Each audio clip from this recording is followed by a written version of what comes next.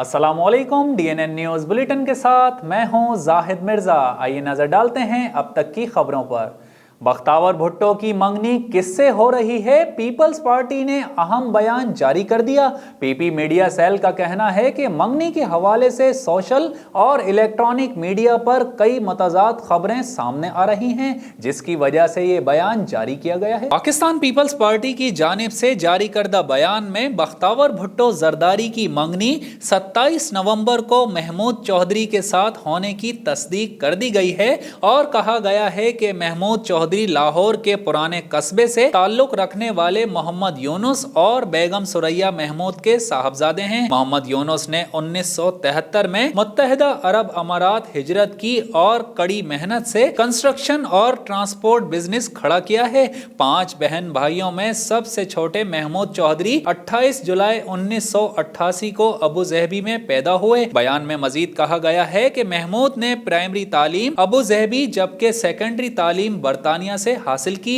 महमूद चौधरी ने कानून की मजीद तालीम यूनिवर्सिटी ऑफ डरहम इंग्लैंड से हासिल की है। महमूद खानदान के रिहाइश पजीर मुल्क मुत्तहिदा अरब अमारात में कंस्ट्रक्शन, फाइनेंस और टेक्नोलॉजी का बिजनेस संभाले हुए हैं। बख्तावर भुट्टो जरदारी ने भी इस बयान को रीट्वीट करते हुए नेक तमन्नाओं के इजहार पर लोगों का शुक्रिया अदा किया और साथ ही लिखा कि बदकिस्मती से तकरीब के कार्ड्स बाज़ाब्ता तौर पर भेजे जाने से कबल ही लीक हो गए। उन्होंने वाजे किया कि महमूद चौधरी का किसी अमरीकी खानदान से कोई ताल्लुक नहीं है, जैसा कि मीडिया पर बताया जा रहा है। ऑल कराची रियल्टर्स एसोसिएशन की मेहनत और कोशिशें रंग ले आईं। कराची रियल्टर्स के प्लेटफॉर्म से सिंध बिल्डिंग कंट्रोल अथॉरिटी और कराची रियल्टर्स एसोसिएशन के इश्तराक से एक 12 रुकनी कमेटी तश्कील दे दी गई, जिनमें आकरा के एम रहमान, साबिर हुसैन शाह, इरफान आलम, इरफान शेख, कामरान नजीर और कामरान नकवी शामिल हैं। मजीद तफसीलात जानते हैं DNN news director Syed Athar Hussain Shah की इस रिपोर्ट में। ऑल कराची रियल्टर्स एसोसिएशन के इश्तराक से 12 रुकनी कमेटी तश्कील दे दी गई है, जिसमें सिंध बिल्डिंग कंट्रोल अथॉरिटी के 6 डायरेक्टर्स और आकरा की जानिब से 6 जिम्मेदारान पर मुश्तमिल है, जिसमें एम रहमान, साबिर हुसैन शाह, इरफान आलम, इरफान शेख, कामरान नजीर और कामरान नकवी शामिल हैं। ये कमेटी शहर कराची में गैर कानूनी सोसाइटीज और गैर कानूनी तामीरात और वन विंडो ऑपरेशन और दीगर उमूर पर काम करेगी। जबकि सबसे बड़े एजाज की बात यह है कि ऑल कराची रियल्टर्स एसोसिएशन के प्लेटफॉर्म से सिंध बिलखुसूस कराची के रियल्टर्स के लिए बहुत अहम और बुनियादी मकासद हासिल करने में कामयाब हुए। सूबाई लेवल पर सिंध बिल्डिंग कंट्रोल अथॉरिटी और ऑल कराची रियल्टर्स एसोसिएशन की एक मुश्तरका कमेटी तश्कील दे दी गई है, जो बाहिमी मशावरत से सिंध बिलखुसूस कराची में होने वाले इंफ्रास्ट्रक्चर और गैर कानूनी सोसाइटीज और दीगर उमूर पर भी नजर रखेंगी और उनकी इस्लाह भी करेंगी। कराची को नजरअंदाज करने की रविश ने शहर का हुलिया बिगाड़ दिया। सेंट्रल जेल और नेशनल स्टेडियम के शहर के कल्ब में मौजूदगी किसी लिहाज से मुनासिब नहीं। चेयरमैन MKM हकीकी आफाक अहमद ने बरहमी का इजहार कर दिया। मजीद तफसीलात जानते हैं DNN news director Syed Athar Hussain Shah की इस रिपोर्ट में। महाजिर कौमी मूवमेंट पाकिस्तान के चेयरमैन आफाक अहमद ने कहा है कि सेंट्रल जेल और नेशनल स्टेडियम की शहर के कल्ब में मौजूदगी किसी लिहाज से भी मुनासिब नहीं। जेल में सुरंग बनाने की नाकाम कोशिश के बाद मोबाइल जैमर्स की तनसीब की वजह से अवाम की जिंदगी अजीरन हो चुकी है। इसके अलावा कौमी और बैनुल अक़वामी मैचेस के दौरान नेशनल स्टेडियम के अतराफ की सड़कें रुकावटें बंद करने से न सिर्फ अवाम अजियत का शिकार होते हैं, बल्कि चंद फरलांग पर मौजूद 2 बड़े अस्पतालों में मरीजों का बर वक्त पहुंचना नामुमकिन हो जाता है। इसलिए बेहतर यही है कि न सिर्फ सेंट्रल जेल और नेशनल स्टेडियम बल्कि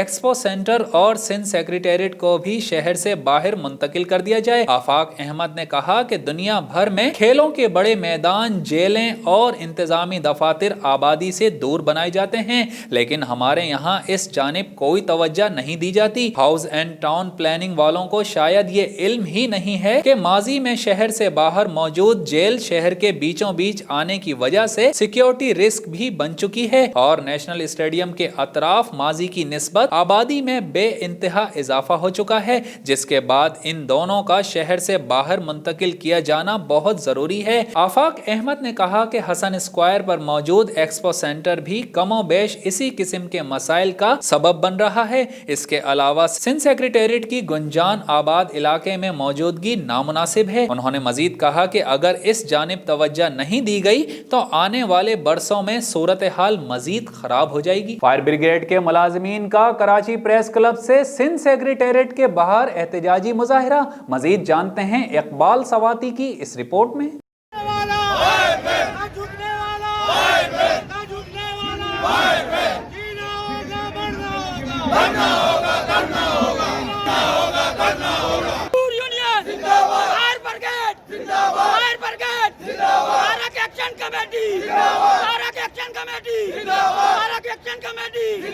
फायर प्रोटेक्शन कमेटी के मैं सदर हूँ और हमारा इस वक्त फायर ब्रिगेड का यह हाल है कि अरसा दराज से हमारे फायर ब्रिगेड के मुलाजिम भाई जो कि अपनी जानों पर खेल के लोगों की इमलाक को बचाते हैं, उसके बावजूद चार साल का अर्सा गुजर गया। मेयर काजी वसीम अख्तर साहब ने बहुत बेहतरीन तरीके से हमें घुमाया गया, चौरंगी घुमाते रहे, लॉलीपॉप देते रहे और हमारे बच्चों का साथ उनको नहीं हुआ।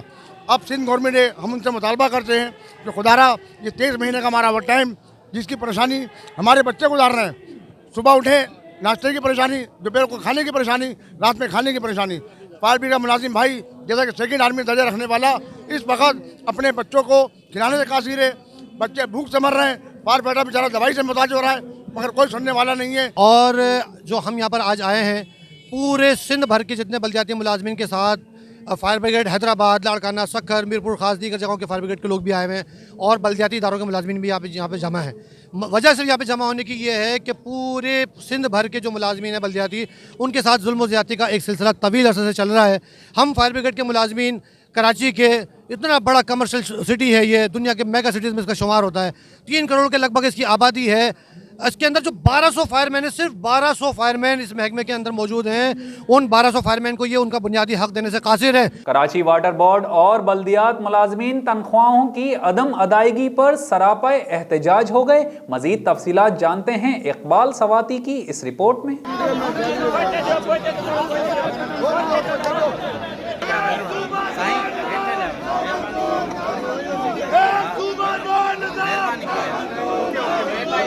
सदर United workers union, Karachi water and sewerage board, आज हम बल्दियात के मुलाजमीन के साथ कराची प्रेस क्लब पे दादू जैकबाद, नवाब शाह, पूरे सिंध के लोग आए हैं बल्दियाती मुलाजमीन।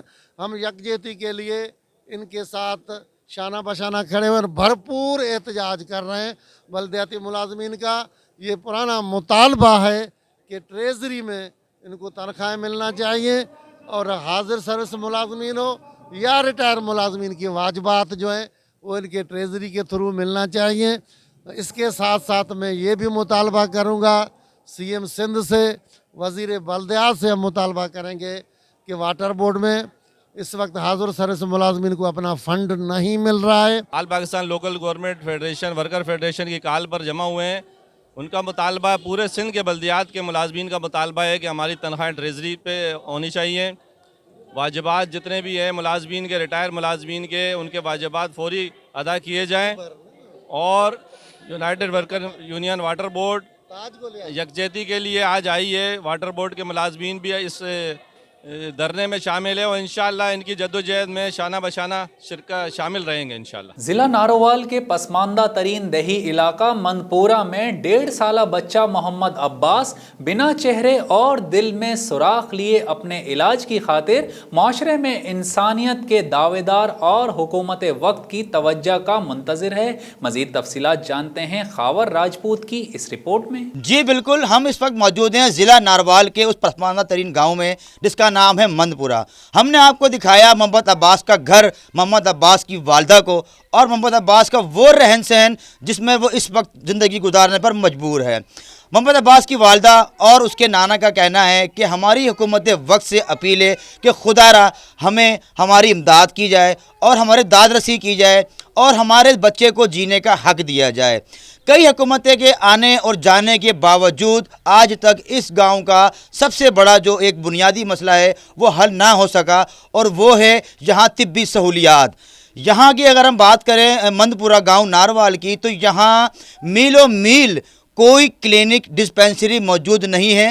اگر کسی کو ایمرجنسی کی صورت میں ڈاکٹر چاہیے ہوتا ہے یا دوائی لینی ہوتی ہے تو وہ یا تو لاہور کا رخ کرتا ہے یا ناروال شہر کا، جو کہ کافی میل دور ہے۔ آزاد کشمیر میں جمعے سے 15 دن کے لیے مکمل طور پر لاک ڈاؤن کا فیصلہ آزاد کشمیر کابینہ کے اجلاس میں کر لیا گیا۔ مزید تفصیلات جانتے ہیں شاہد قیوم کی اس رپورٹ میں۔ آزاد کشمیر میں کورونا کی صورتحال خطرناک حدوں کو چھونے لگی۔ دارالحکومت مظفر آباد میں شرح 19% تک پہنچ گئی۔ کابینہ کے اجلاس میں فیصلہ کیا گیا کہ آزاد کشمیر کے تمام اضلاع میں بیک وقت لاک ڈاؤن ہوگا اور شادی بیاہ اور دیگر تقریبات پر بھی مکمل پابندی ہوگی، جبکہ مذہبی اجتماعات اور نماز جنازہ مکمل SOPs کے تحت ہوں گے۔ تمام اسکولز مکمل طور پر بند ہوں گے۔ تمام انٹری پوائنٹس پر سخت اسکریننگ کا عمل ہوگا۔ بیرون ملک اور بیرون آزاد کشمیر مقیم کشمیریوں سے سفر نہ کرنے کی درخواست، جبکہ تمام کاروباری مراکز دفاتر بند ہوں گے۔ سرکاری دفاتر میں 50% حاضری رکھی جائے گی۔ مہنگائی سے تنگ عوام PTI کو الوداع کہنے لگے۔ دادو کی تحصیل جوہی کے قصبے میں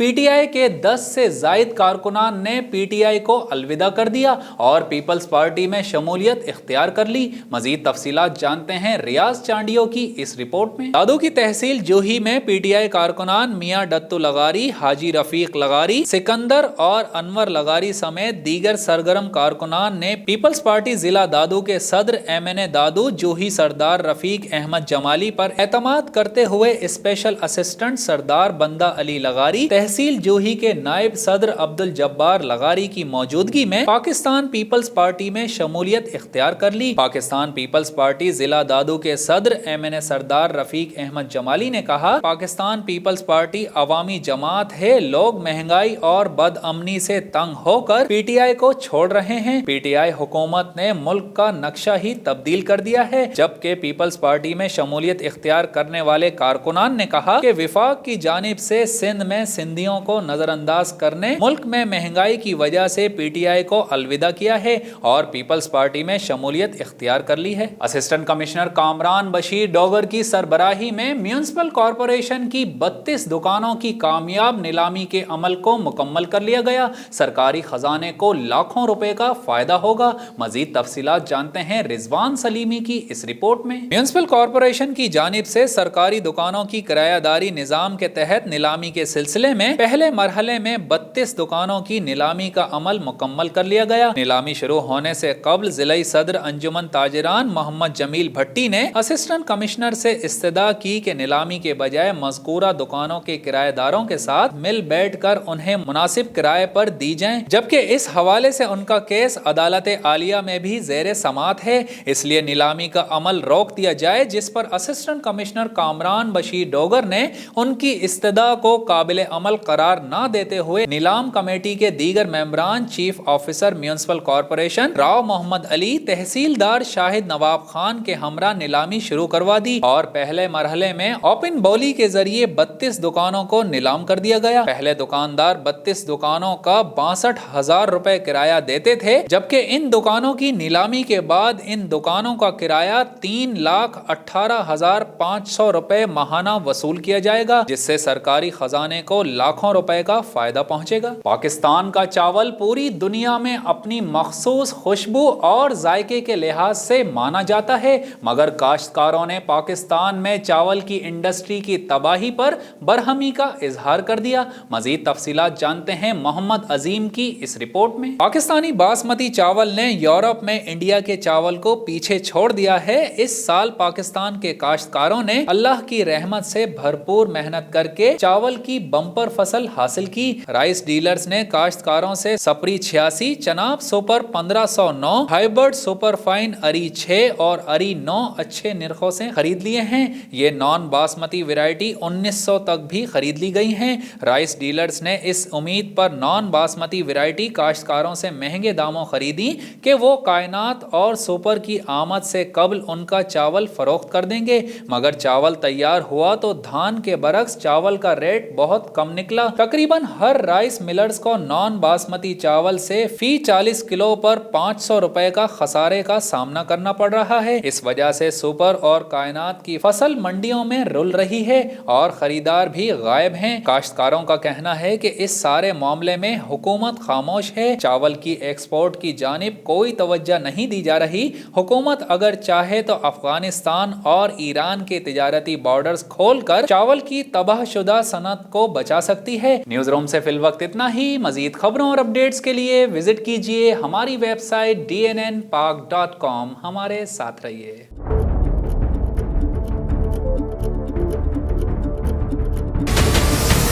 हमारे चैनल को सब्सक्राइब करें और बेल आइकन पर क्लिक करें।